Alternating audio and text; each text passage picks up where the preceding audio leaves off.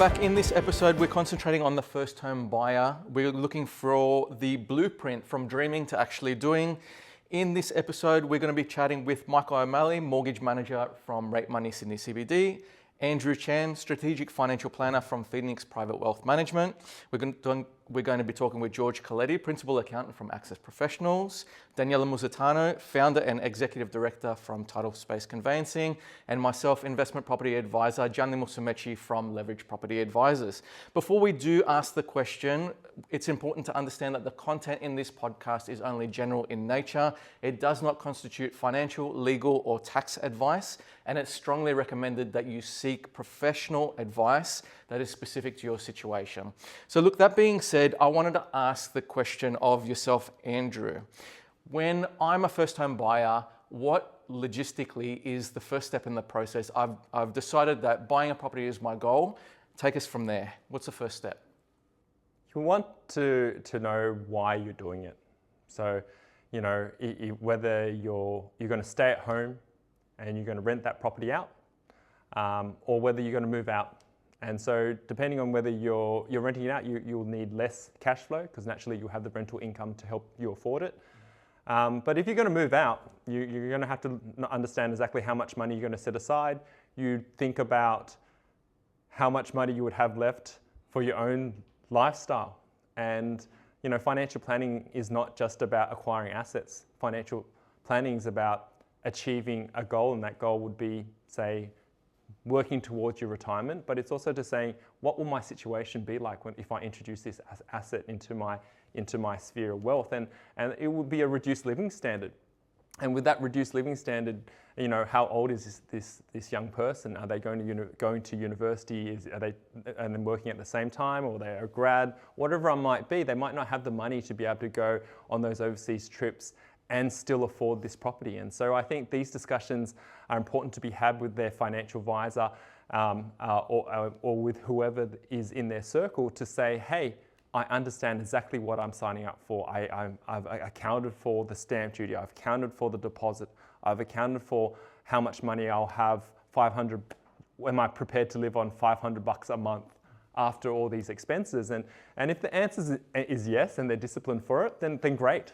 But if the answer tends to be no, I would much rather be skiing Aspen, you know, hiking the Alps somewhere, you know, then I would say to them, just wait until you can work towards a goal of buying it. Because when you buy, often people don't ask you, should you be buying now? And I think that's, with any financial decision you make, it should be an answer that comes out, and this might come across a bit negative in terms of the industry, but the industry, whenever the properties are often sold, whether it's a real estate agent or a buyer's agent or whatever it might be, people are always pushing. It might be an older person in the family at a barbecue because they have done well out of it. And that's what they did, and that made sense in that time because they had very, very difficult upbringing. But the kids these days, it's not so difficult. They can have a very enjoyable lifestyle, and it might not fit in with them. So if you buy a property too soon, you might feel that resentful because some parents, particularly a good example is more ethnic parents, push their kids into property. And it's logical, but then I deal with those clients later on. They miss the childhood, they miss their wild years to be able to travel and do all the things you do. But on the other hand, you got these really, really enterprising young people these days who want to get ahead on the wealth scale, absolutely are switched on, locked in, then 100%. So from an individual basis, if that is your mindset, then definitely. Then it's just a matter of understanding your numbers and making it happen. Yeah, for sure. And I think that's really important as well. A couple of things that you mentioned. You talked about, well, what is the goal behind purchasing property as well? Is it for me to move out of home? Is it for me to get on the investment property ladder? Or, you know, where I'm at currently? Like, what sort of capital do I have available? What sort of cash flow can I sufficiently afford? Because I see a lot, I spend a lot of time in Facebook forums and property forums and that sort of stuff, and people are unfortunately forced to sell their property and come out in a worse situation because they don't go through that baselining exercise and understanding if they can afford. And there's a gap between, you know, there's a gap between what they have and what they want to buy as well. And I think in some occasions that's when we start then talking to Mike around, what are the lending options available, especially as a first home buyer, to help them bridge that gap, if anything. How does that conversation go for a first home buyer perspective around how they bridge the gap with lending? Yeah, sure. And, Andrew, you talked about the mate at the barbecue. I want to meet that guy. I hear so much about the advice this guy gives. There's always one. But buying a property is probably the biggest transaction you're ever going to make. So it feels big and scary. And so we like to take an advisory approach and step people through, help them understand the process overall, where you are now and what comes next, so that all the way through you're feeling comfortable and informed. And there are so many things to think about. I mean, is this property investment going to be, is the purchase going to be investment or owner occupied? What's your income? Is this going to be a self-employed or PAYG, low doc or full doc application, because that'll affect where you're going for your finance? How much deposit do you have? Because that impacts, what you can buy and what you need to borrow. Have you spoken to anyone to assess your borrowing capacity? Because nothing drives you crazy, Johnny, probably more than people coming and saying, we want to look at properties worth $1 million when they can only afford one worth 500,000. So assessing your borrowing capacity is a pretty easy process and an important one, so that you can start targeting the right kind of properties. And then think about where you're going to target to buy, because lenders have postcode restrictions. There are restrictions around the kind of security that you can buy, small units, that kind of thing, high density. So the type of property you're going to look at is an important thing to get clear in your mind. And then what are your living expenses and what can you do to minimize them? Because that's going to have a big impact on your servicing capacity. A credit card or a easy pay account can have a major downward effect on your servicing. So have a look at your expenses, see if you can minimize those. And for me, really, the most important consideration is, can you comfortably afford the borrowing? Because if you can't, I certainly don't want to be a part of that transaction. Yeah, and I find as well that a lot of people are somewhat emotional. I think Andrew touched on it before, often property is something that's handed down through pressure from parents or even social groups as well, and it's seen as somewhat of a status symbol. So I'm conscious of people that overexert themselves and they maybe take on too much of a burden or misrepresent their finances in order to take on a bigger loan and purchase a bigger property. And I see that in some biases as well, like I need to buy in a capital city, or I need to buy close to where I live so I can drive past it and make sure the tenants are mowing the lawn. I think that there's a lot of biases associated with, especially with first home buyers, that they've inherited from their friends and family that they need to really dispel. But what are some of the things that people can do to prepare themselves from a cash flow and taxation perspective, George, that you could impart to them, if any?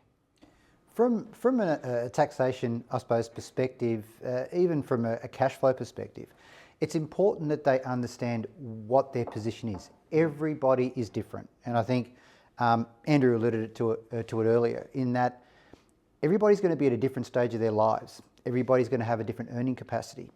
Everybody's future, as far as what their earning capacity is going to change. They might be getting into a relationship. They might need to basically plan for children. So everybody is going to have a different set of circumstances surrounding what the decision is going to be.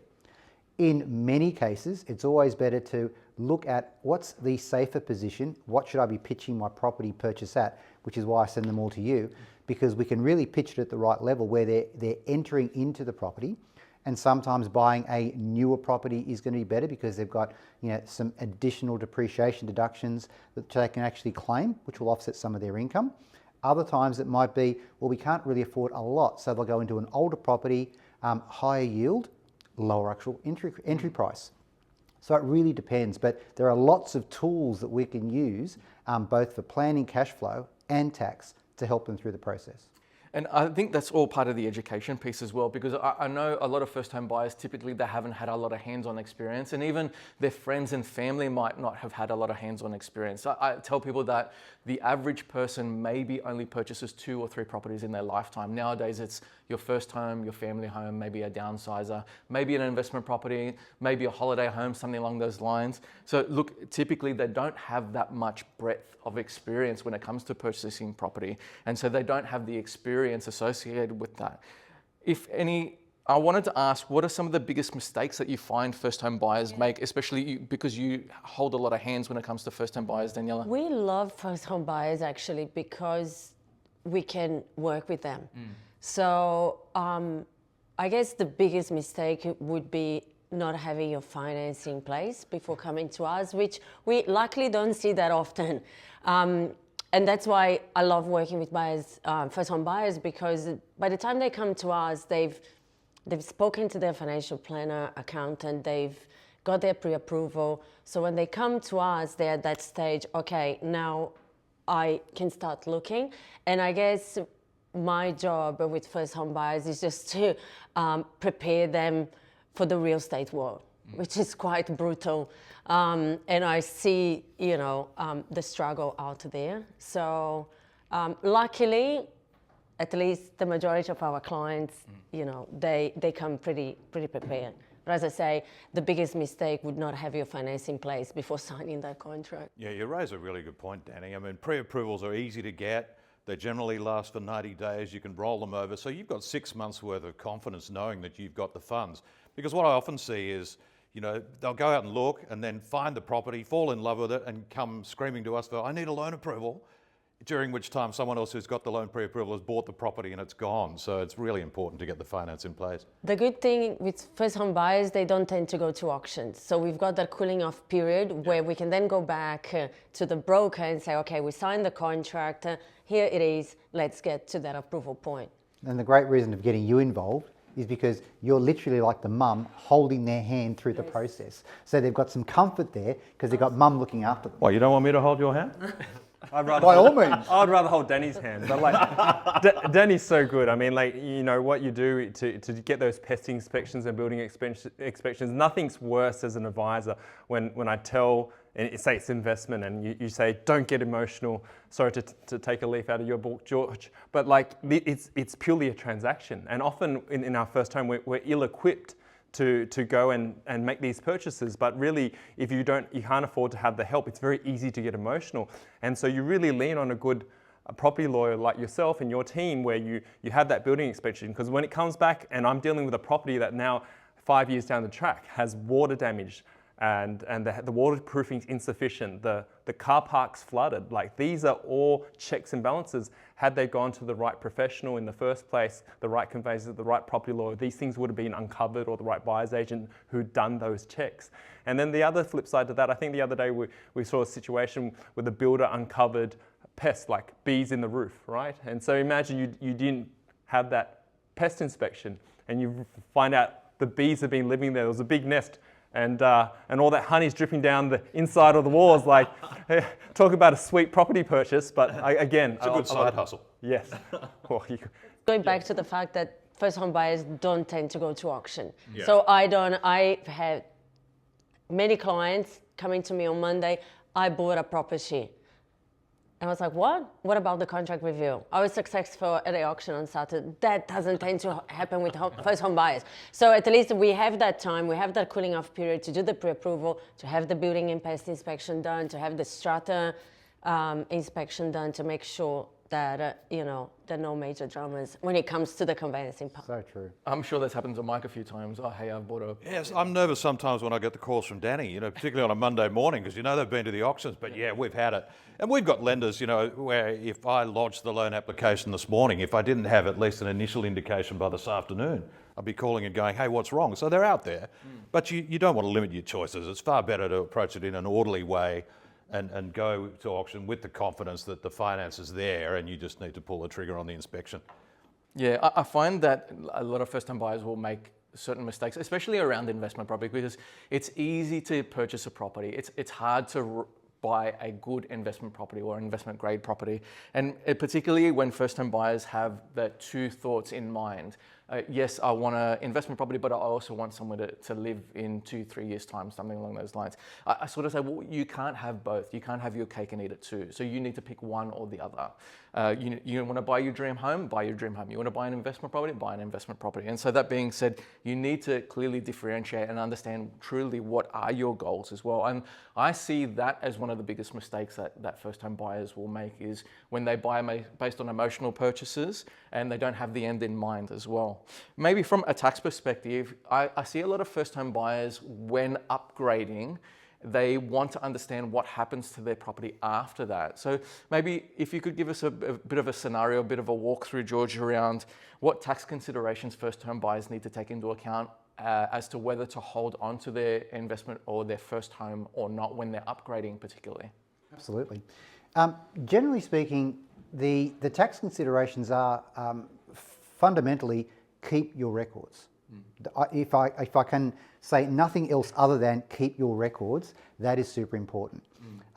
Most of our clients who we've taken on as new clients literally don't have many records about what they've done.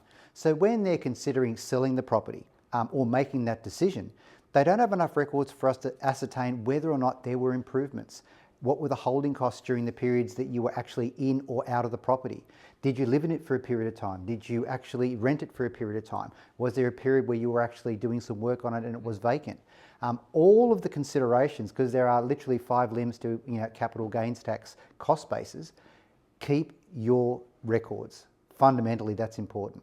And that also then, from a different perspective, what are the tax deductions that they could actually claim and how to benefit most from them and actually use some of the equity for their next purchase, rather than pay their debt down by paying the principal off, put the money, the extra funds into an offset. So you're building up your deposit. So what you're paying in interest is actually only a small amount, so that when you then need that extra bit, you put that into the property that you're going to live in, and then you've got all the deduction available then for the property that you're now invested has as an investment. So it's almost acting as a line of credit almost. It's just sitting there in the offset, ready to go. Yeah, and ready there's for you no to upgrade. redraw, so you're not triggering anything. You've not changed or refinanced that debt. That debt, and that's how the tax deduction works for interest. It's not necessarily what you had as security or what you put down as a deposit. What was the purpose of the borrowings? And if the purpose of those borrowings was for that rental property, well, that's what the interest is going to be deductible against. Yeah, it's so true that you definitely need to keep your records when it comes to property, regardless of it being principal place or owner occupied, because there's so many facets to income tax, tax depreciation, negative gearing, capital gains tax that people need to consider as well. And how does that work in terms of a person's overall financial position when they're considering whether to even keep the property as an investment after they've moved out of it? Yeah, I mean, there's a few things there. Often when you're buying your first home, and you particularly in New South Wales, if we remember, you'd have to move in to get the grant and your stamp duty exemption. You need to live there for 1 year, right? So it's already become a principal place of residence. And there's all these carve-outs not being tax advised, that if you live there, then your principal place of residence will be tax-free. And even if you rent that out for, say, 6 years, and you correct me if I'm wrong, George, you can still keep that, it will keep its 6-year status. And so the question will be, will I nominate another property in the future to be the principal place of residence? Do I let that exemption lapse? Or is it more efficient to sell that property and buy that dream home? And so they're the conversations that we have. And one's an investment route where George was talking about, it can be that line of credit and you can just keep building and adding on without taking away. And if you have the income to support that, then why not, right? But if you're in a situation where you and your partner have lower incomes, then you need to really, really think about where it is you want to live, because often in Australia, where you live and the people and the community around you, given that we work so much, it often has such an influence on our children and their upbringing, that it's really worthwhile to be able to invest into a good area to live in. And so if you don't sell, then the scenarios we put out to clients is show that we won't be able to get the finance to buy that dream home. So there's really no correct answer, but the strategy of what you want for your life. So it will be, do we have enough for our dream home and enough runway to be able to build up enough assets for ourselves so we can also pay that off and fund our retirement? I think that's really important, especially as we know that the number of listings or the supply of property is tight in certain areas, and everyone's trying to get into a good school catchment area, especially here in Sydney. But I think one of the more important aspects as well is as we move from principal place of residence to investment property, we consider keeping our first home, the lending around that first home. If I have a property and I change it from principal place of residence to investment, what are the lending considerations that I need to take into account as I review my loan? I guess one of the things that you think about is you can change the purpose of a loan. You can buy a property as an investment property, but if you can evidence to the lender, through utilities notices or those sorts of things that you're living in the property, you can change the purpose of the loan. And what that means is that you're getting the money at cheaper rates.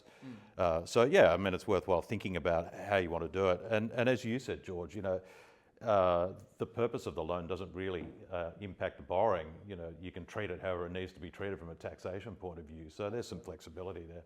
Yeah, awesome. Very good.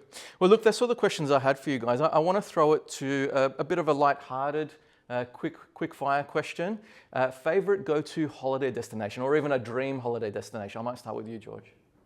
Literally anywhere in the Mediterranean. Absolutely love it. Yeah. Cyprus, Malta, Greek islands, love it. Beautiful. Nice. Mike? Well, as you can see, I'm a peak athlete. Surprisingly, I'm not a bad skier. Okay. I like, Canada very much. We're lucky enough to go to Banff a few years ago, and I'd happily go back tomorrow. Beautiful, nice, yeah. Andrew? Hong Kong, Vietnam, anything Southeast Asia. Being a financial advisor, it's always a value proposition, isn't it? And we could head to Europe, and given the dollar at the moment, with all the unrest in the world, you wouldn't be living like the king that or queen that you'd want to be. You go to Asia and it's just so lovely, so fresh, seafood, really down to earth people with not much, but really, really happy. And that for me, in a world of materialism, when I go to experience new cultures and I can see that materiality has nothing to do with happiness, it definitely warms my heart. Beautiful, very nice. Daniela? Should be listening to the financial planner, but Italy no-brainer. Yeah. Cool. Wine and pizza. Yeah, I have to echo that, but I want to get a little bit more specific. I've been to Sicily a couple of times now, and the Isolioli, a group of volcanic islands off the coast of Sicily, is €50. You hire a Vespa for the day. You can eat a pizza for €8. Fresh fish off the boat. I can't go past it. So very good. Thank you guys for joining me on another episode. Really appreciate it. Thank you, Johnny. Thanks, Johnny.